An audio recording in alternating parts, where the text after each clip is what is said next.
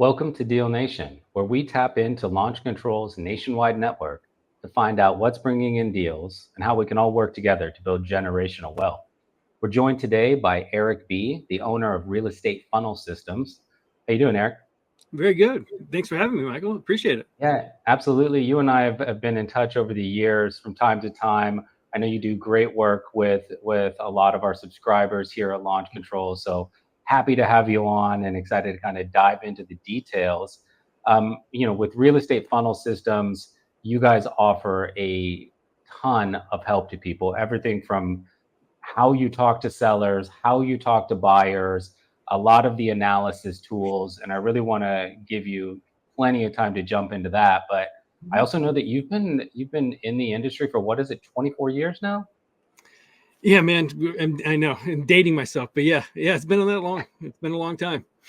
Yeah, but well, I mean, there's plenty of time to gain some important experience. So, in sort of like the quick skip through the timeline, how did you get started, and how'd you end up where you are now? 24 years in, and still passionate about it.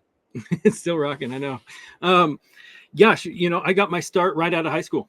So that was right out of high school, and I was very kind of just fortunate in that way that college was not going to be my path. I didn't graduate high school like my brother. I mean, like my friends and some of both my sisters were like, yes, college, here we go. And I remember that moment just being like, oh, I don't want more of that. And I was really like trade minded. Like I want to be a professional. I had that entrepreneurial spirit and things. And so I started working for the family business, worked for my dad as a real estate appraiser. And so, that was the family business growing up. So I knew enough about it. And that, man, just getting into real estate right then and there. And my parents were like, if you're not going to go to school, college, you got to pick a trade. They were really adamant about one way or the other. And I was like, okay, perfect. Real estate, let's go. And I'll work for dad. And it was as casual and as simple as that. And I'm just so grateful for that, because that little, that direction that it pushed me, it gave me a great path. 24 years later, here I am still as passionate about real estate as I've ever been. So that's how I got my start. So I feel like 99% of real estate investment stories start with, well, I read Rich Dad Poor Dad, and then, right? But you came in before that. So coming in from, real estate, appraisal, and Mhm. there wasn't a huge, at least in a public way, a huge distressed property market. I'm sure it was there, but like Mhm. the industry built around those distressed homes didn't quite exist. So what was Totally. your kind of jump into more of the distress side of things? Well, you led me well here, because uh, in 2006 and 2007, the market was changing, and I was 7 years as a licensed appraiser at that time when the market was shifting, and I'm in my mid 20s. And like, that's when I picked up the book, Rich Dad Poor Dad. Sorry, the cliches are true. But I did. I picked up that book, and because you could see the forecast of the industry was changing, and my dad was just seeing. He had been in the industry for so long, and in that moment, I'll just never forget seeing ethics getting bent. The just the how the industry was working through that mortgage crisis, and the roles that appraisers had on it was nothing that we wanted to be a part of. I mean, it just was really shitty and kind of disgusting the way things were getting pushed around that way. And so we could tell that there was change. And my dad gave me really good advice at that time. Is like, he said, he didn't hand me the book. I somehow the book came to me somehow in this moment. But at the same moment, my dad's like, you should really consider looking at other angles within real estate, not just appraising. You can be a broker, you can do this, you can do that. Start exploring other things. And he even then introduced me to one of our local real estate investors that we would do a lot of his refinance appraisals for his. He had some 30 some rentals in the Seattle market, and And so we were constantly over the years refinancing his project, and my dad got to know him really well. And my dad started sending me on his refinances and said, "Hey, go hang out with Pete is his name. Go, go see what Pete's doing. Go be curious around Pete, because that guy's moving and shaking." And so I did that. I got the Rich Dad Poor Dad book, and I was reading it, and that's when the whole investing concept even hit me. And before then, it was totally foreign to it. And so that book, then me hanging out with Pete, changed the game for me, because there was one moment in my life where it just the light bulbs just pow. And that's when I was appraising one of Pete's properties. It was in the U district of where the University of Washington is in Seattle, which is a really, really desirable area. It was on Greek Row. It was like 17th Avenue West. And it was one of the fraternity houses that was vacant. I come pulling up to do this refinance, and the house was a wreck. I mean, it looked like it had No, you don't 40 say. years of college happening there. Like, the house was Right. a true wreck. And I pull up, and Pete is in the back, and he's in his working clothes. It looks like a worker guy, and I meet him, and we start talking about the property, and I'm appraising this thing as is. And it was like 900,000 is what I appraised it as is. Oh. And the purchase and sale agreement that I saw that day was for 300. And that's when I was like, yeah. Whoa. That's when I was like, whoa, wait a minute. I'm appraising it as is right now at 900, and you bought it for what? And the whole world just kind of unraveled. And that's when you're like, I got up at 9 a.m. this morning. I started work at 10. I got paid for 1, 2, 3, 4 hours. I made, wait a minute. It's funny you say that. That's what he told me. Oh, okay. In that moment. Well, Eric, there's a couple different ways you can look at real estate. What did you do today? How many appraisals are you going to do today? I did this one deal. And like, he smashed the world together. And I was like, oh man, okay, I totally see it. Like, I got to know this real estate investing side.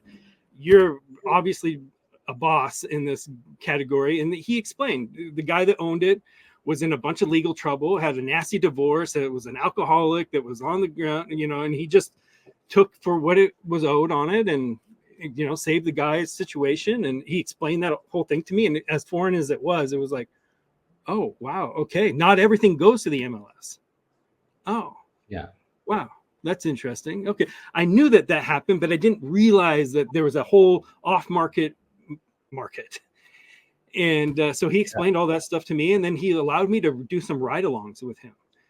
In that, shortly after that, he would call me up, because I was eager. I was like, dude, I will do anything to learn. I'm a professional. I get it. Like, just teach me. But I want your game, not my game. Right. And he was really cool about it. And he's like, yeah, okay, well, if you're really serious, that advice that day, he said, go home, on your way home, buy a financial calculator, because I didn't have one. And he was all about terms. He's like one of those guys that could spit out terms right off the top of his head. And so he's like, this is the way I see the game. You need a financial calculator, and call me when you get a financial calculator, and I will consider giving you a chance to ride along with me when I go buy these houses or negotiate. And I was like, okay, cool. Did that, bought the calculator, called him.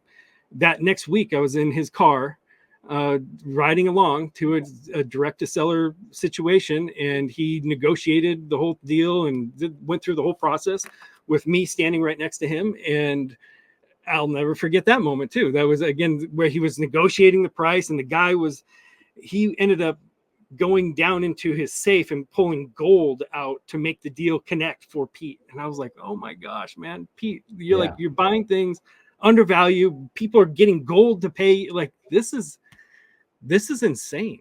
Kind of. It's an interesting kind of thing that comes up a lot on this podcast is, having a certain level of expertise, but still needing to go to school.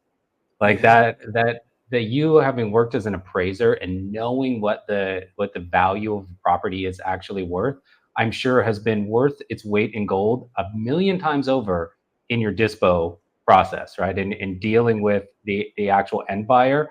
I mean, you're super well educated. You can look at a property and know exactly the value, right? But Yeah.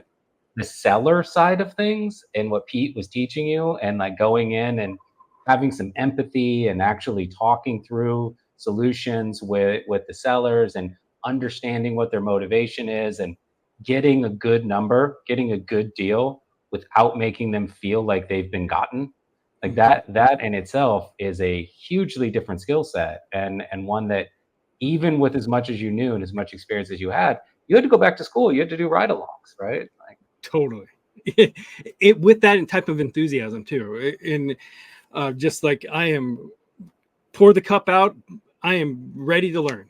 Like yeah, that was a big part of how I showed up for sure, and those were big life changing moments for me, and I ended up buying my first, actually my second rehab deal from him. He wholesaled it to me, and then and then he kind of looked over my shoulder as I did the rehab and whatever else. So he was like a bit of a mentor to me. yeah, And but he also didn't have the strongest ethics, and so like I watched him make some questionable decisions that I was like, I didn't like that, or and those were also really stuck with me in the sense that I was like, okay, I can see how you can do this game. You can treat people really well. You can, you don't have to be an asshole, or you don't have to be, cut or ripping people off. You can just really go for the cliche of a win-win, and they're out there. You just need to know the value points and how to do it, and the conversations to have. So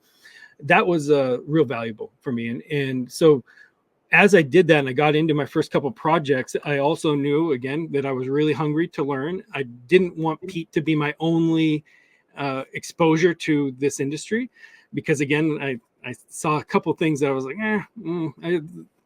thanks for showing me, but now I want to know more.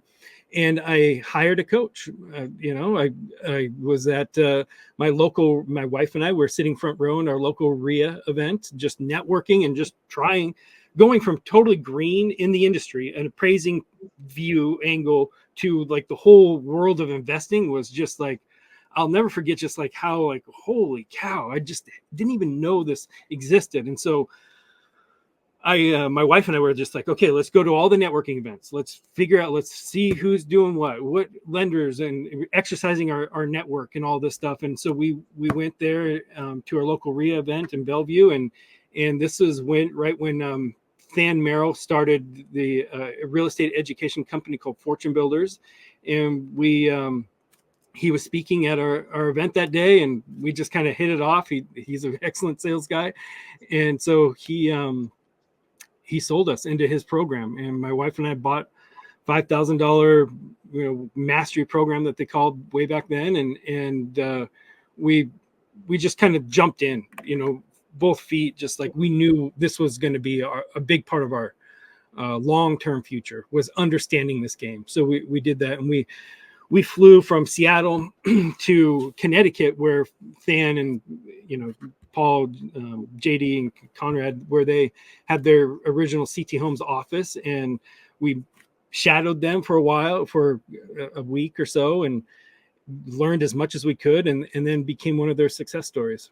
So that's kind of like how yeah. I kind of got slid right into the guru space right there. Yeah, no, I think that there's you kind of hit on what I think are two really valuable paths that people can take, and there's usually a ton of intersection between them. Mm-hmm. In the real estate investment industry, it's as much as there's a ton of competition, there's more support. Like if you really want to do this and you're willing to make the effort and really show genuine interest, there's tons of people out there that will give you their version of, yeah, we'll come for a ride along, kid, bring your calculator, right? Like there are lots of people that are willing to shepherd you and teach you a bit of what they know. And Mm-hmm. then, if for those, and I know not everyone has the money, so you can't, not everyone can take a $3,000 to $5,000 coaching course, right? And so they have to do some version of in-person mentorship and YouTube University. which, 20 years ago, YouTube University didn't exist. It does now, right? You can learn a Yep. lot. And we'll talk about this at some point, is like how to know what has value on YouTube University versus what you should stay away from, right? The hype versus value thing. But for those that do have coaching, that might be, are thinking about coaching, and they're thinking, well, I don't know, is $3,000 worth it? Is $5,000 worth it? Nationwide, the return on a wholesaling deal is what, about 20 grand now? Yeah. Mm-hmm. So you get one deal, you paid for that many times over, right? A couple deals, you've got a whole business. So it does, if you follow it, it does quickly pay off if you've got the financial ability to do it, right? If you don't, there are also cheaper ways to go about it. Yeah, totally. And I totally agree with that. And there's, I don't think that there's a right way or a wrong way in this moment. I think it's really individualized. And I've definitely been a part of the YouTube University hustle, read the books, just get out there and try it and do it guy. That's my DNA, I think. But to do it faster, to get the results faster, have somebody help you. Yeah, that's what my experience was. And so I think it's worth it. Now, it's just not worth it if you're somebody that likes to dabble or kind of do something, or if you're not truly committed to it, then I think that's where it becomes probably not worth it for you. It's definitely worth it if you plan on making a business and a career out of it. That's universally what I have understood in this space. A lot of that's just your own personal drive. A lot of people love the idea, the concepts make sense, on paper, yes, all that, and they could see themselves doing it. They sign the checks, they go move forward, and then the reality of the true work that goes into the day-to-day hits, and they don't like it. They don't show up for that. It is what it is. Yeah, and it's never, as much as it's often sold as being easy, it's never easy, right? There's always a tough path. Like anybody that's working 10 hours a week and has, seven-figure plus worth of real estate deals, like that didn't happen overnight. They had some times that were not fun in order to get to that level. For sure. Guarantee it. And that's part of this whole thing is really, I'm grateful for the books. I was just really nerdy about reading the entrepreneurial books. Still am nerdy about it. And the theme across it is like, you can't give up. You got to be able to work hard. You got to set big goals and work for it. And I think that's just the universal truth across the whole gamut. And so if you're not up for that, then it just is what it is. So with your your learning experience, you obviously bridged that into a successful investment career, which I know you're still working on it as well. But at what point did the student become the master? When did you decide to get into the education space and really helping others kind of learn a lot of what you learned and get the ability to close more deals faster? Yeah, great question. And with my background, being born and raised kind of into the industry, I had a faster path to results than a lot of people did. I remember the big gap that for me was having a deal analyzer. So because I understood how to determine value as an appraising principles were really familiar to me. So, but I needed to have that calculator to know, okay, if I hold it for this long and this is what's going to put in this much into it, and I borrow money at this and all of that, those types of calculations, I had no clue to. So when I got my hands on the deal analyzer, I could actually start to identify what's a deal and what's not a deal. We started getting results. My wife and I, we became, the testimonial for the Fortune for Thamero with the checks and look at this. And so we did that and we did that for a little while. And then they hired me to be a coach. And that was like out of left field for me. I had never thought or considered that. And they called me up. Paul called me up and was like, hey, you know, we're growing, and you know, you have a handful of different success stories, and we'd love for you to be a coach. And I just was kind of like flattered in that moment, and just kind of like puppy dogged it. Yeah, sure, okay, yeah, that sounds great.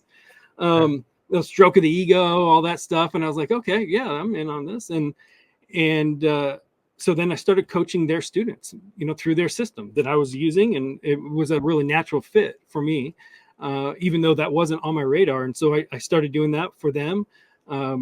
Turns out I was pretty good at it, and so they started flying me around the country to their, you know, in-person groups, because I could go into any market, open up an MLS, and comp properties like that. Just like I'm just that familiar with how the principles of real estate. And so they dotted me around the country, man. They flew me. I did over 100 different markets across the country for Fortune Builders, wow. teaching their students how to comp properties, how to use their deal analyzer, how to structure offers, how to work with agents, how to just do it.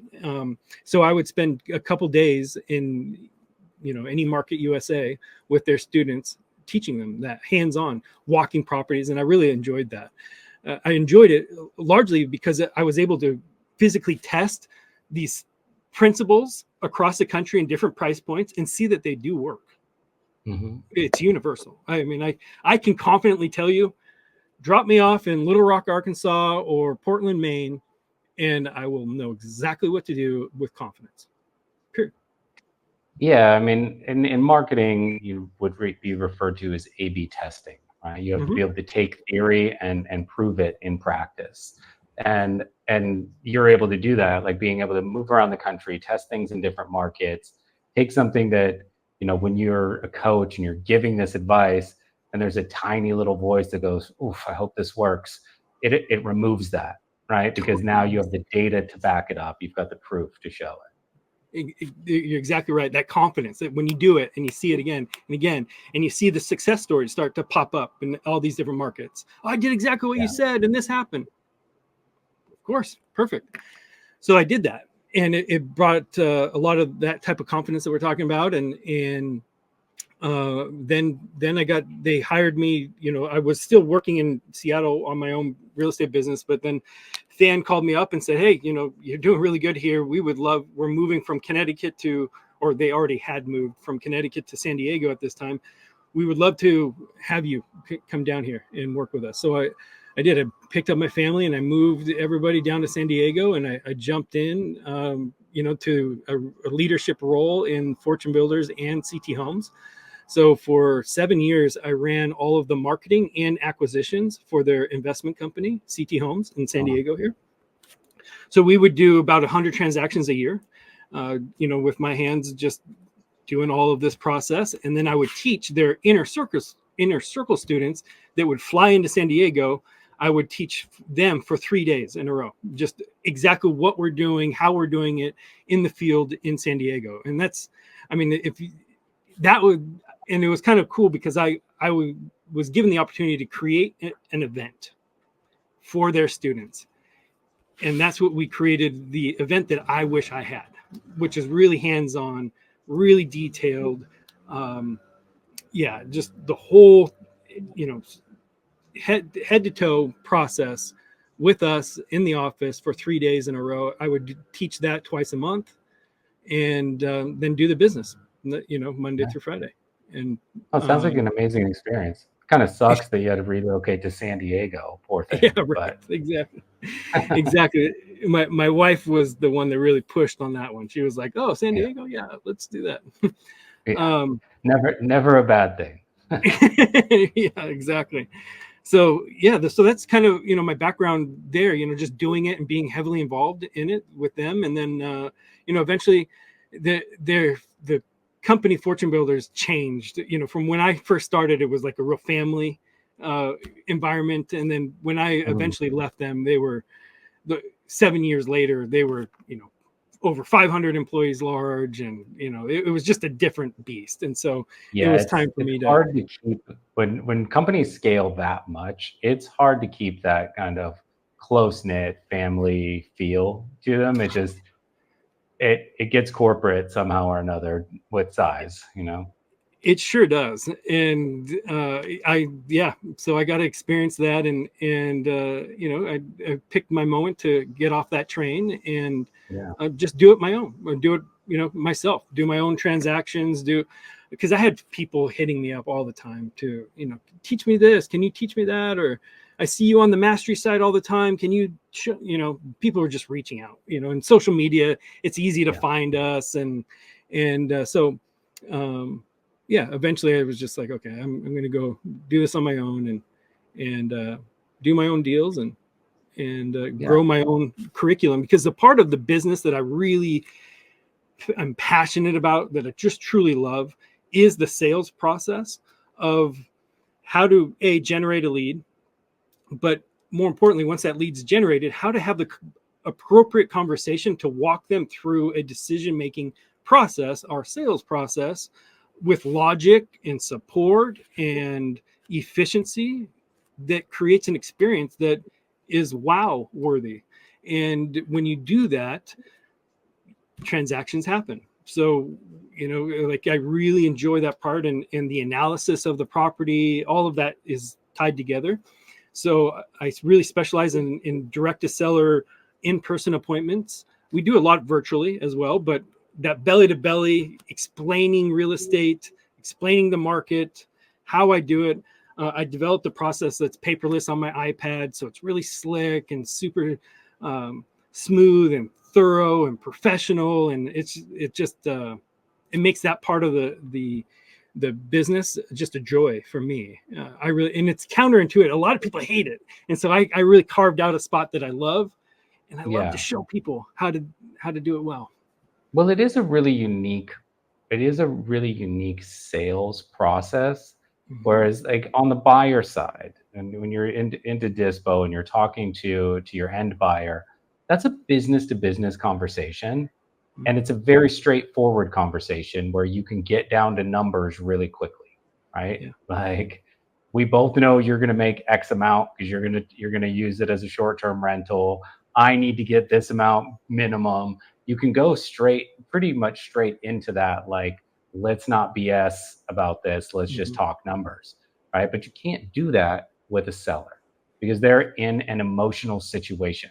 It's not only their home that is distressed, they in some way are in a distressed situation. You don't buy a house hoping that a real estate investor comes knocking on your door someday, right? Like, you might have to take that route, but it's not why you purchased a home, right? So knowing how to engage with someone so that you're able to, as you said, like, walk them through the options, allow them to self-eliminate options that just aren't realistic for them, so that you're basically guiding them to the answer that you want them to have, right? Which is, I can help you. We can do this as a wholesaling deal.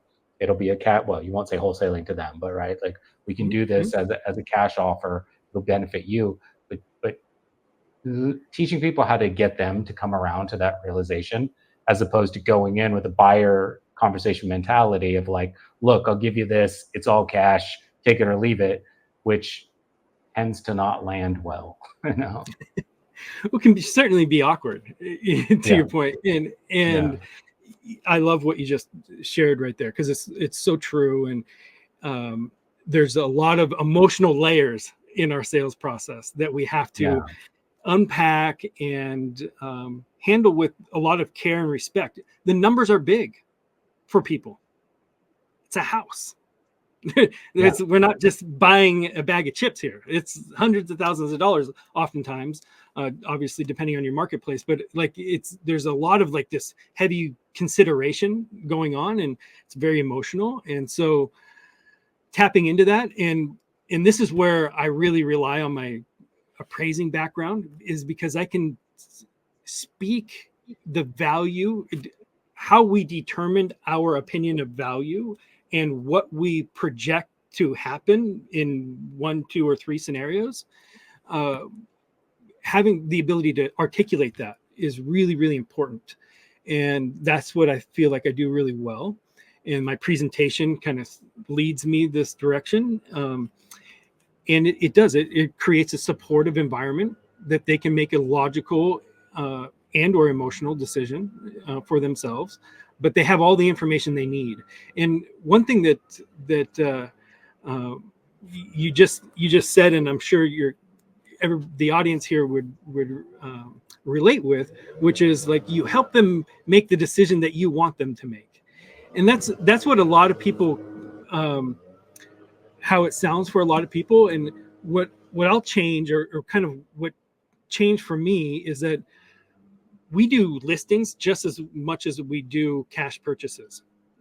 So when I present my options, I really try to stand in a neutral position, and so the goal is for them to make a decision and commit to one path. Doesn't even need to be my cash offer. So I go in there with that real genuine support of, what would I do? If I were in your situation, I have these comps right here, I have this condition right here, your situation, ingredients, whatever they are, this is my professional recommendation. And then let's talk about it, and why this and why that, or what goes one way or the other. And because I balance that really in a neutral way, the trust level and the rapport goes way, way up. And then a lot of people like, yeah, but aren't they always going to choose the listing route?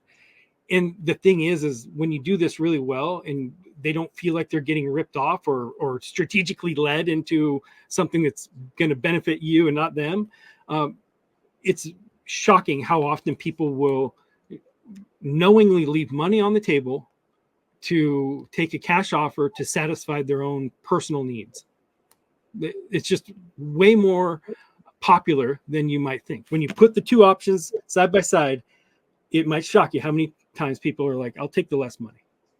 Well, and it's also risk reduction, right? Like a lot of times, yeah, to go to list, there's probably some out-of-pocket costs, maybe significant out-of-pocket costs, on the promise that you're going to be able to hit that number. But every conversation I've ever had on this podcast, there's some version of a story where somebody says, I found this deal, it was an incredible deal, I thought I was going to be able to sell the property for 200,000 or 300,000 or whatever, and they didn't get that number.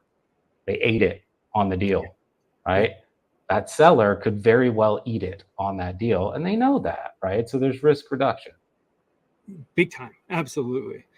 And a lot of people struggle to articulate even what you just said, as simple as that is. I think it's just really important to be grounded enough to understand all of these things and have an adult conversation with them. And that's what we do with supporting documents. Really brings it to a real place for them to make a decision. So I love that. All right, so I got a true false question for you. Yeah. True or false, coaching and systems coaching for real estate is exclusively for newbies? Oh, false. Yeah. Big false on that one. In fact, the vast majority of the people that I work with are intermediate to experts. I do work with some beginners, but the more you get into this industry, for me, the more you realize how much there is to gain. So if you can hire somebody that can get you from doing 3 deals a month, and you hire a consultant that can help you go to 4 or 5 deals a month, that's a massive revenue jump over 12 months. That's $500,000 Exactly. minimum. So the people that understand that and have lived in that arena, have seen the fluctuations of a great year and then felt the pain of a not great year, and realizing, oh, it's systems. Man, I was on it when I was doing everything and I was super on it. Look what I achieved. But then the next year they're coasting a little bit. I don't want to do all of that hustle anymore. I made $500,000 with my 20 transactions or whatever it was. And then the next year they have a low year, and it's like, those are the people that will hire somebody like me and will look at all the systems and straighten things out. And then all of a sudden they're getting better results with less effort because of the systems, processes, and consistency that they're able to achieve. So there's so much to gain in this industry. Yeah. So surely the beginners, more power to you. You know, I am somebody that has a soft spot for beginners. So I'm not a hater on any level. I just I think that what I do have a kind of a slight against is the get rich quick attitude that some of the beginners will come into this industry with. That's the part that really doesn't hit me well.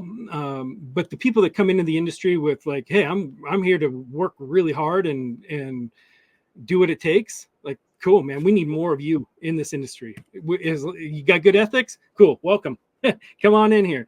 But if you're somebody that doesn't carry good ethics and thinks it's a get rich quick, rip off game that we're playing, like, please, we don't need any more of that. It's all good. I talk about this all the time, and anybody who listens to every episode is probably like, oh God, here he goes again. But like the leaning, the quintessential guy leaning on a rented Lamborghini and a rented suit, talking about how to make 7 figures in 120 days or whatever, that doesn't serve anybody, because it's not the reality of what's going to happen. And it also like just paints this picture of just taking advantage of sellers, right? And what you rarely, if ever, see is someone talking about, well, like here are the 10 people I helped find solutions this year, right? Here are the 20 people I found solutions for this year. They're in a better place. Here are their human stories, right? You don't hear that. It's a lot of rented suits and rented Lamborghinis, and there's like any influencer culture, there's a lot of like nonsense Instagrammers in the wild stuff behind that, right? Where it's not their reality or anyone else's reality. And I think it's damaging for a few reasons. One, it's not great for how we interact with sellers and the profile of distressed property investors nationwide. It also preys on people that really want to get out of their W-2 jobs and are looking for quick solutions, and they believe it. And so they leave those W-2 jobs too soon, or they leave that support structure too soon, and they find themselves in a very unenviable position because of that influencer branded marketing, which doesn't, again, represent the reality of the industry. Oh man, well said. I couldn't agree more. It's so true. And that working for the guru, in the guru space as I did, that what you just said is like, it's just, I hate it. I hate it. And it's a big reason for me. It is a driving reason why I have my education company today. I don't need to have that. I could just do real estate and not do this. But for me personally, I feel like there's good, wholesome, ethical business coaching needs to exist in this space. That is not that, rented Ferrari and rented suit guru, or somebody that did it for a year or whatever. We just hear all the wild stories. And frankly, I've coached a lot of the gurus that are, gurus now, because I've been coaching for 15 years. So, I mean, I've seen the people come through and go from beginner to, invested into this coaching company, got coached, got some deals, and now is a guru. I know a handful of them. So, and there are some good ones, but there are some really bad ones. So, I want to get back to the true false question real quick. And then before we wrap things up, I would like to just get your advice on some books people should read, some of the people that they, groups or people they may want to follow to get solid advice, right? Not rented Ferrari, rented suit advice. So I asked that obvious plant of a true false question for a reason, because I'd love to hear, one, how you can help the people that are newbies, like what they can expect working with you. And then, I think you'll agree with this, but what we see at launch a lot is people come in using launch control. They're early stages of their real estate investment career. So they're solo entrepreneurs and they're doing absolutely everything. But then the next stage where they tend to struggle is they're getting to the place where it's not just real estate investment now, but they're actually building an organization or building a business. And that means that they need scalable models, scalable systems, and they have a messy desk problem where they know where everything is on the desk. They know exactly how to find anything that they need. And now they're bringing people in, and they've got people saying, well, what do I do with this launch control lead? And if somebody responds to launch control and it's in the CRM, then who's responsible for it? And oh, this person is ready. Where do I find the contracts? And where was that deal analyzer?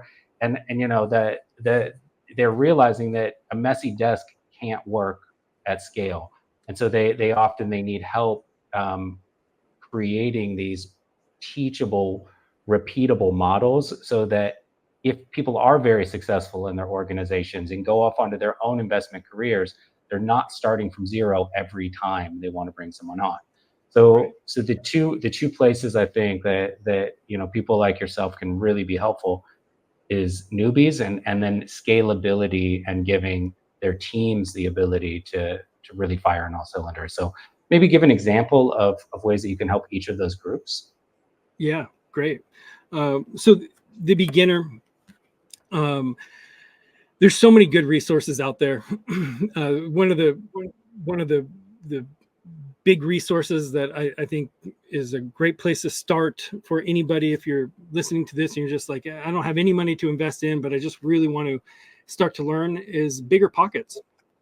Been around for a long time. It's an endless resource of different things there. So, I would point people to that website and just get curious. And they have really low cost courses there that you can kind of jump in just to kind of get a little taste of this, that, and the other thing. So that's something in general. I'm not affiliated with them on any level, but just know that that's a good starting spot.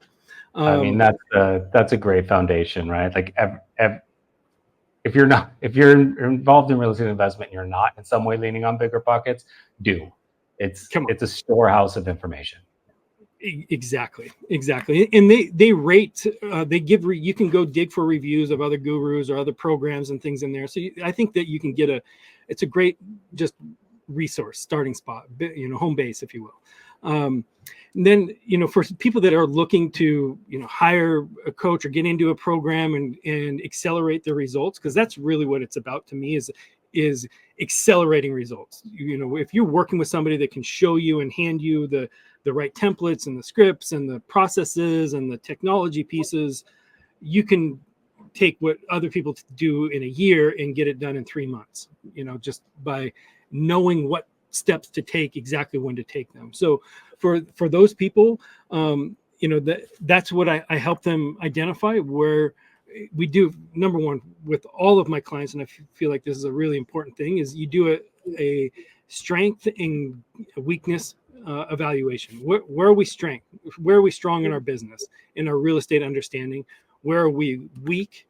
And so we do a self-evaluation, and then we create a custom plan to shore up the gaps. And specifically, most of the time, it's with how to have productive conversations with sellers without creating awkward conversations, what I call price fights, and just lost rapport and lost momentum. If you have a number of awkward conversations in a row and people just laughing at you, go kick rocks with that offer. No way. They say way worse things. It's hard to continue to be motivated for that. And so I see a lot of people really struggle and crash and burn there. And then what they'll do is they'll outsource that to a VA. They'll hire a VA. Some guru told me to hire a VA, or they got solicited by a VA. And then it's the blind leading the blind oftentimes. And so it's just kind of an awkward situation. So I help people just create a really, really proven foundation with how to have conversations, how to analyze a property, how to tell if it's a deal or not a deal, and do that in a very professional way. So I would strongly recommend a really good starting spot for anybody is to have the ability to recognize what is a deal and what's not a deal.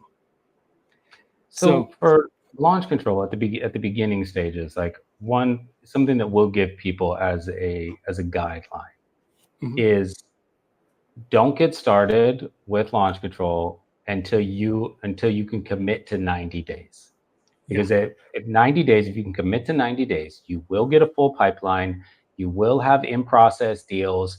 You will very likely close a deal or more, and cover the costs for the next 2-3 years just off of what you made. But you need to give it 90 days. If you don't, you basically bought a car, put half a gallon of gas in, and then went, well, cars aren't really for me, right? Because it sputtered and died because you only put a half a gallon in the car, right? So give us 90 days and you'll do well.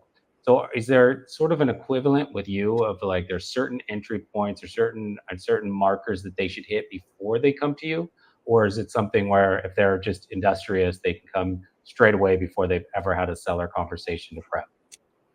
Yeah, that's a really good question, and I think the answer is individualized. I don't like a blanket answer on that, just because there's some quote unquote beginners that are just fire breathers. They come in and they learn so fast, and if with the right guidance, they just go. And those people are always welcome, and it's the person that is just not sure, that's really timid about the whole process, don't really know what to do or why to do it. They're not really like connected to their personal drive in the industry.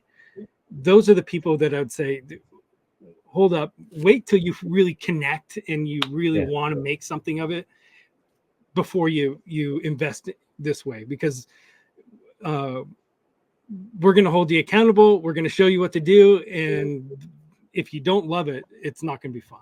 But if you do love it, you will get results. So, just make sure you know what you're playing with on that level, I think, is first. And I always tell people straight, just like that, like, hey, I think you're better off. Go read a couple books, go hang out on this website for a little bit, do a deal or two, call me. If you get it, if you have a question on your first deal, call me. I'm not going to just hang up on you. I want to see you get going, but you don't need to invest in here yet. Right. No problem telling people that. And on the other side of that, it's like, man, if I sense that they're like, whew, you got it, I could help you. You're somebody I could really, see making quick results. Those are the clients that I tell them that, like, man, I think it would be a really good investment.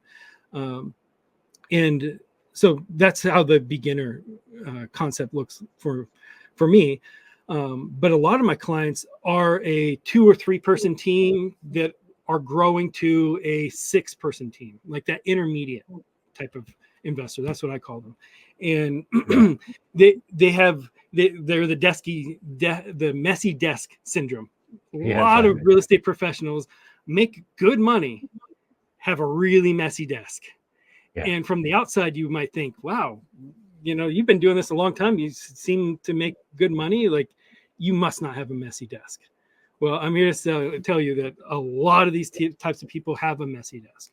And for them to go to their next level of results, it's about having a proper CRM, cleaning up the mess, systemizing your whole game so that you can, get your time back, reduce your stress, get more leverage, and have a business that can breathe and grow a bit.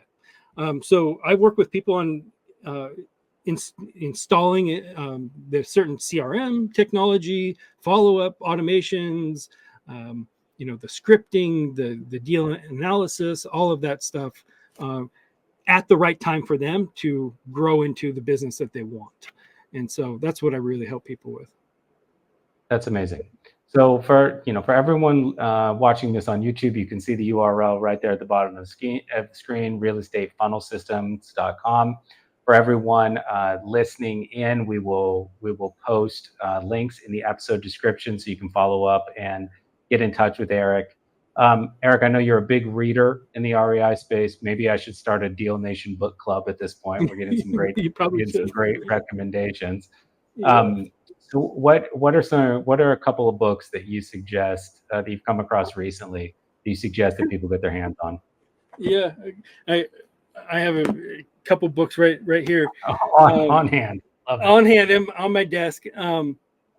That I'm a huge advocate of leadership. So I always have a leadership book right next to my side. So John Maxwell. I read a lot of John Maxwell stuff for leadership type of stuff. But I'm a sales junkie, so here's a book that's on my desk right now that I'm using. It's just influencing word patterns. It's amazing. The psychology of sales is deep. And so that's where I get really nerdy, is the psychology of salesmanship and leadership and salesmanship. It's all kind of intertwined. So words and phrases that move people is a book that I have right here. The Customer Service Revolution. This book, it's an old one, but this is a book that's on my desk right now.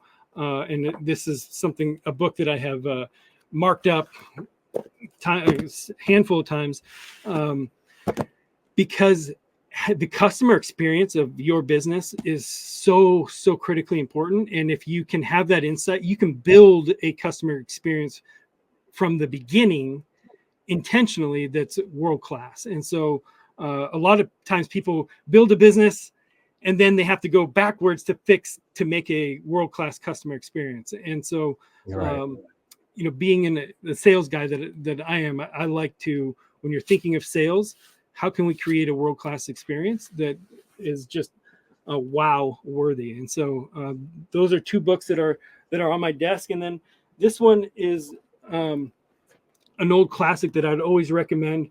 It's the E-Myth Mastery. And he's a small business guru for creating systems. And this one is geared towards real estate. This version. So no, those are great suggestions. We'll make sure that we put those in the episode description as well. So if anybody's looking to do a quick capture on those, you'll have those. So Erik, thank you so much for coming on. That was really insightful. I hope we get anybody listening, do reach out. And as we alluded, at any stage of business, whether you're just getting started or you've got a bit of a messy desk, what the advice and experience that Erik can provide is really, really valuable. So please reach out. Thanks for coming on, man. We should do this again soon. Yeah, I would love to, man. Appreciate you having me on and allowing me to connect with your audience. It's great. And please feel free to reach out if you have any questions about anything that I do or how I do. I always tell people it's worth it, at least a 15-minute conversation just to see if there's something there for us to do something together. But again, thank you for your time, and I look forward to next time. I'd love to have you on my YouTube channel and talk more about what you guys are doing at Launch Control, because I've been using you guys for a long time, and I know you guys have done some really cool things just recently. So I want to talk about that with you. Yeah, we'll get that scheduled for sure. All right. Well, thank you, sir. Have a great afternoon. Appreciate you. Bye.